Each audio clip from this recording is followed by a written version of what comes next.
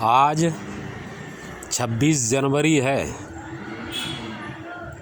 सन 2022। भारत इस दिन अपना गणतंत्र दिवस मनाता है। गणतंत्र का मतलब होता है जनता की सर्वोच्चता, और यह सिद्धांत है गणतंत्र का, लोकतंत्र का, जनतंत्र का कि जनता का शासन जनता द्वारा जनता के लिए। लेकिन क्या भारत में ऐसा है? जनता अपने देश और समाज की सुरक्षा तथा व्यवस्था के लिए और विकास के लिए दो पिरामिड बनाती है, एक इलेक्टेड और दूसरा सिलेक्टेड, यानी एक निर्वाचित और दूसरा चयनित। तो ये एमएलए, एमपी, सभासद, पार्षद, प्रधान, ब्लॉक प्रमुख,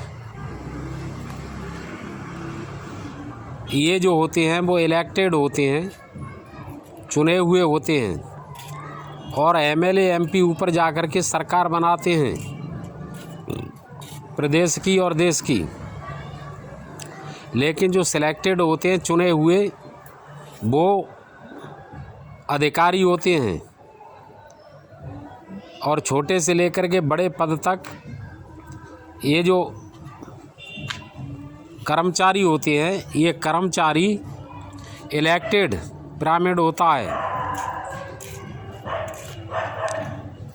जनता के लिए वास्तविक सरकार तो ये अधिकारी होते हैं। जनता को जो काम पड़ता है वो मंत्रियों से नहीं पड़ता है, अधिकारियों से पड़ता है। सरकार की परिभाषा यह है कि योग्य, प्रशिक्षित, अनुभवी लोगों का संगठित समूह सरकार होता है।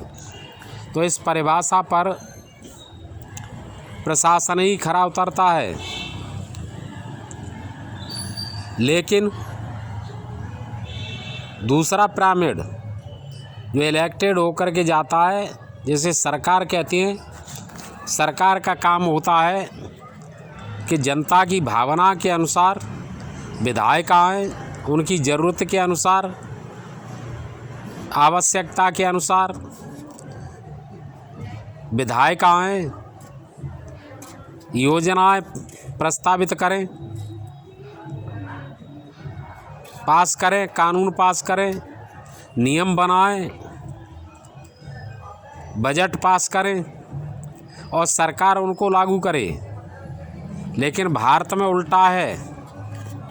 यहाँ की विधायिकाएँ वह करती हैं जो सरकार कहती है। सिद्धांत के अनुसार विधायिका देश की सर्वोच्च संस्था होती है, लेकिन भारत में व्यवहार में सरकार सर्वोच्च संस्था बन गई है। जो सरकार कहती है वह विधायिका करती है। विधायिका जो चाहती है, विधायिका जो कहती है, वह सरकार नहीं करती है। विधायिकाओं पर सरकार हावी है, और इसके दो कारण हैं मुख्य। एक तो कारण यह है कि मुख्यमंत्री और प्रधानमंत्रियों पर असीमित शक्तियाँ। भारत का प्रधानमंत्री पर इतनी शक्तियाँ हैं कि दुनिया के किसी भी शासक पर इतनी तानाशाही पूर्ण शक्तियाँ नहीं हैं, और उन्हीं के समकक्ष मुख्यमंत्रियों की शक्तियाँ हैं। तो मैं चाहता हूँ कि सरकार की शक्तियाँ कुछ कम की जाएं, और यह विधायिका को, राष्ट्रपति, राज्यपालों को और प्रशासन को, न्यायपालिका को हस्तांतरित की जाएं।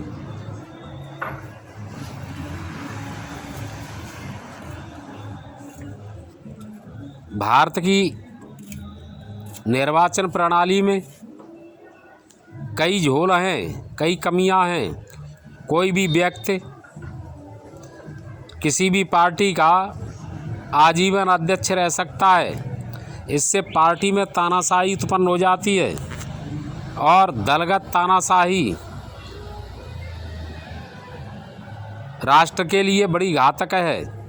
यह नियम बनाया जाए कि कोई भी व्यक्ति 2 बार से ज़्यादा किसी पार्टी का न अध्यक्ष बने और न किसी क्षेत्र से एमएलए एमपी बने और न मंत्री और प्रधानमंत्री बने। दोबारा बनना है तो 6 साल के गैप के बाद, 6 साल का अंतराल के बाद फिर बन सकता है, लेकिन एक साथ 2 से अधिक बार पद पर चयन नहीं होना चाहिए और न उसके परिवार के किसी व्यक्ति का। यानी दलगत लोकतंत्र आए तब शासन का, सरकार का लोकतंत्र आएगा। और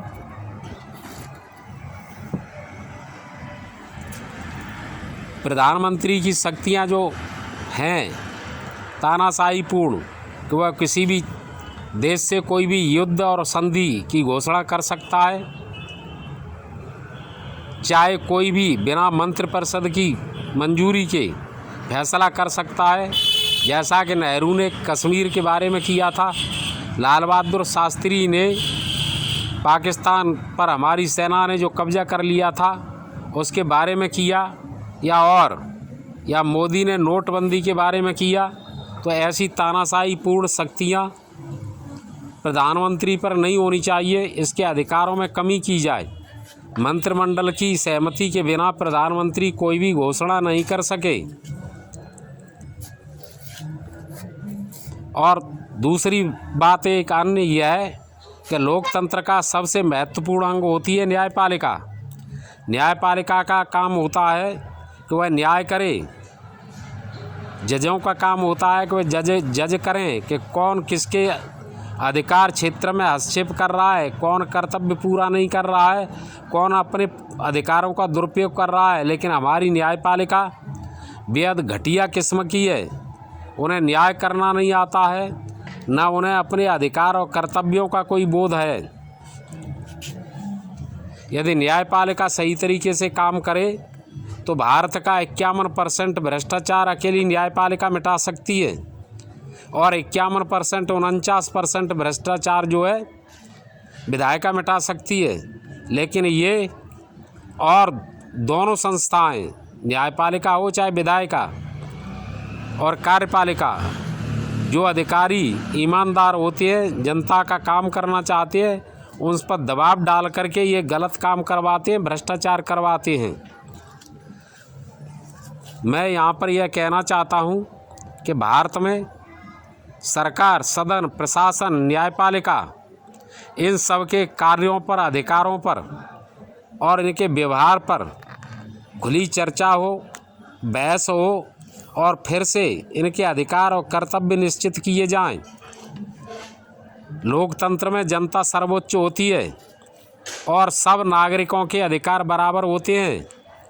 कोई भी नागरिक या कोई समुदाय नागरिकों के मौलिक अधिकारों का हनन नहीं कर सकता है। भारत में धार्मिक स्वतंत्रता का सबसे ज़्यादा दुरुपयोग किया जा रहा है।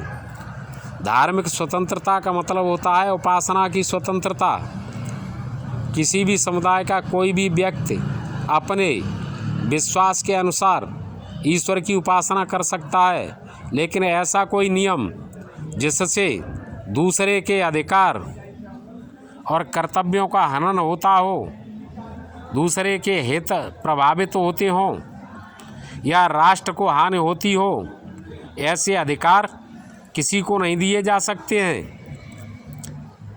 पर्यावरण दूषित होता हो, जीवन को हानि होती हो, व्यभिचार फैलता हो, स्वास्थ्य को हानि होती हो, या किसी दूसरे समुदाय के प्रति कटुता फैलती हो, अपमान होता हो, ऐसे अधिकार धार्मिक स्वतंत्रता में या मौलिक अधिकारों के आधार पर नहीं दिए जा सकते हैं। इन पर बैन होना चाहिए। न्यायपालिका अपने कर्तव्य को समझे, विधायिका अपने कर्तव्य को समझे। जब कोई व्यक्ति या संस्था अपने अधिकारों का बिल्कुल भी उपयोग नहीं करता है या हद से ज़्यादा दुरुपयोग करता है तो उसके अधिकार समाप्त हो जाते हैं। जय हिंद। आप सब लोगों को नमस्कार। हर हर महादेव।